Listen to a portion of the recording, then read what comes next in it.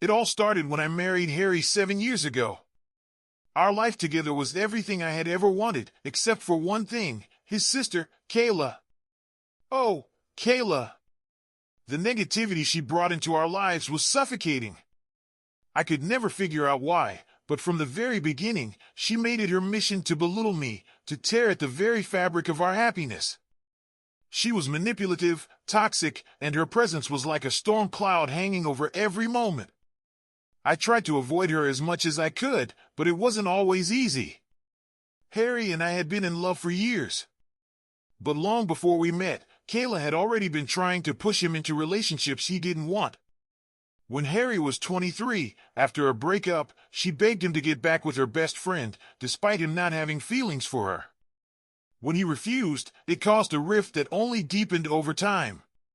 It wasn't just me she targeted either. Harry noticed her behavior, too. She would constantly bring up his ex-girlfriends, almost as if trying to prove to him how they were better than me. The casual way she'd mock our relationship, saying I was insecure whenever Harry defended me, made me sick. But I tried to let it slide. Her attitude only worsened when we got engaged. The night we announced it, we expected celebration, but instead, there was nothing but silence from Kayla. She stormed off, crying to Harry that she should have been the first to know. How could she think that? She sent me a bizarre message, practically demanding that I be a good wife to her brother because, according to her, she'd always been the only woman in his life. It was creepy, weird, and utterly controlling. I didn't even bother responding. And when the wedding came around, Kayla turned it into her personal stage. She wore a black dress, a floor-length black dress, to my wedding, as if she were mourning the loss of her brother to another woman. Can you believe that? The audacity! The nerve! I was shocked, horrified. When Harry confronted her about it, she played the victim card. Of course.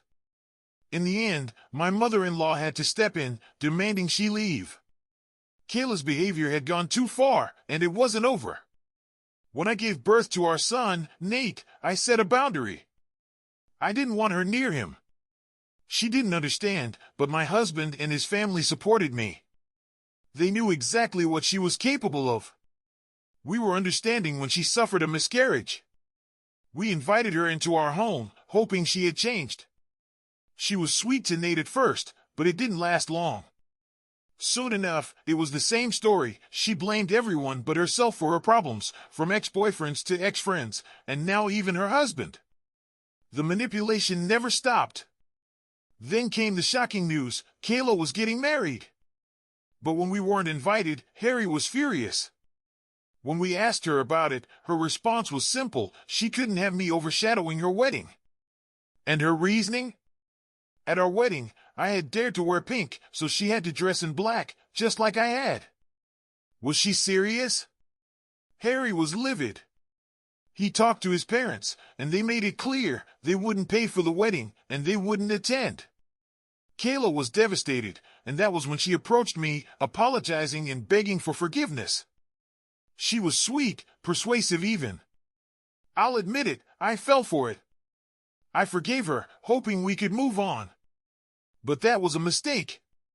Her marriage to Jamie fell apart shortly after, and once again, Kayla showed up on our doorstep, trying to claim that everything was Jamie's fault. But when she crossed the line at lunch one afternoon, asking Harry about a prenuptial agreement and insinuating I was cheating on him, it was the last straw. I couldn't believe it. How dare she? My husband lost it, something I had never seen before. He confronted her brutally, telling her she didn't deserve to be a mother, that her child would be better off in heaven than with someone like her. I was stunned. My mother-in-law and father-in-law backed him up, ripping into Kayla for her manipulative, selfish behavior. That day, we cut ties with her. Blocked her on everything. No more drama. No more negativity. We had finally had enough. Time passed, and life seemed to be moving forward. Then came the surprise: I was pregnant again. It was completely unexpected, but we were overjoyed. This time, we waited for the right moment to tell everyone, and we decided to share the news on our terms. But little did we know, Kayla's story was far from over. It was meant to be a celebration. Harry's birthday, an event surrounded by love, family, and laughter. His parents had gone all out, organizing a beautiful gathering in their backyard, surrounded by our closest family and friends. But what should have been a joyous occasion quickly spiraled into something much darker. My sister-in-law, who had a strained relationship with me for a long time, decided to show up unannounced. And when she did, my heart sank. She wrapped her arms around Harry in a tight hug, telling him how much she had missed him and offering an apology for their last conversation. Her words felt rehearsed, too practiced. And though part of me wanted to believe that she was being sincere, the other part of me remained cautious. Harry, sensing my hesitation, took my hand in his and turned to face his sister. "You owe my wife an apology," he said firmly.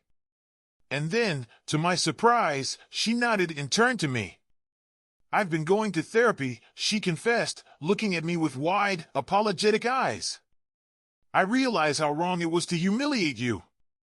I stood there, unsure how to react. Was this apology genuine, or just another one of her schemes? I couldn't tell. So, I simply nodded, acknowledging her words, though my trust was nowhere near restored. As the party continued, my sister-in-law seemed overly cheerful, mingling with everyone, laughing louder than usual. It was almost as if she was trying to prove something, trying to show us that everything was fine, that nothing was amiss. But I couldn't shake the feeling that something was off. It was hard to ignore the nagging doubt in my mind, especially when she had caused so much pain in the past. And then came the moment that should have been filled with joy, a moment I'll never forget. Harry stood up to give a heartfelt speech. "I consider myself the luckiest man in the world," he said, his voice thick with emotion. "I'm so grateful for another year with a wife like mine." My heart swelled with love. How lucky I was to have him. And just as I thought the day couldn't get any better, we shared our big news with everyone. "We're expecting a baby," we announced, the words escaping my lips as we smiled at each other. The room fell silent for a moment, and then the cheers came. My mother cried, my in-laws were thrilled, and everyone was overjoyed. It was a beautiful, unforgettable moment. Everyone except for my sister-in-law. Her face shifted from surprise to something darker, something I couldn't quite place. She didn't congratulate us. Instead, she walked away, her anger palpable in the air. My stomach turned, but I tried to push the unease aside. After all, I didn't want to let her ruin this day. Later, when it was time for lunch, she approached me again. This time, she had a plate of food in her hands, with a wide, almost too eager smile.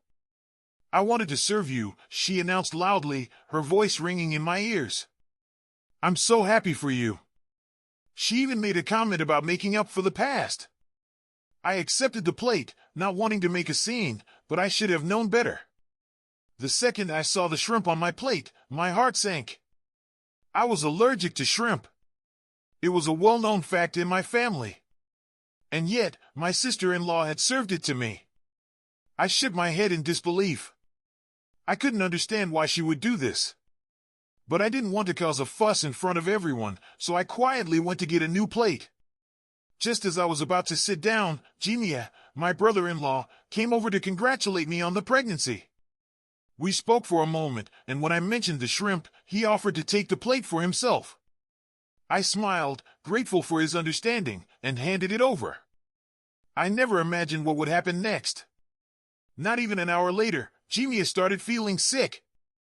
Panic spread through the crowd as he struggled to get up from his seat. Harry and Kyla rushed to his side, their faces filled with concern. Jimmy pointed to his plate, then to his throat, and we all realized something was horribly wrong. Kayla, my sister-in-law, had poisoned the food. I couldn't breathe. My mind raced as the reality hit me. That plate was meant for me. My unborn child, my family, could have been at risk. The chaos that followed was overwhelming. An ambulance was called, and Jimmy was rushed to the hospital. Kayla, though, remained eerily quiet. When we later found out that Jimmy had been poisoned, my heart dropped. And I knew, deep down, that Kayla was behind it. But I couldn't prove it. Not yet. As I write this now, Jimia is still recovering in the hospital. The shock of what happened lingers. My in-laws are staying with us, afraid to return to their home. No one knows what happened, not yet. But I'm terrified of the truth coming out, of everyone discovering that the plate of food Kayla gave me was meant for me all along. And that she almost took everything away from us. But I'm going to find the strength to face this. Because no matter how dark things get, I know one thing for sure, I can't let her get away with this. For the sake of my family, for the sake of my child, the truth has to come out.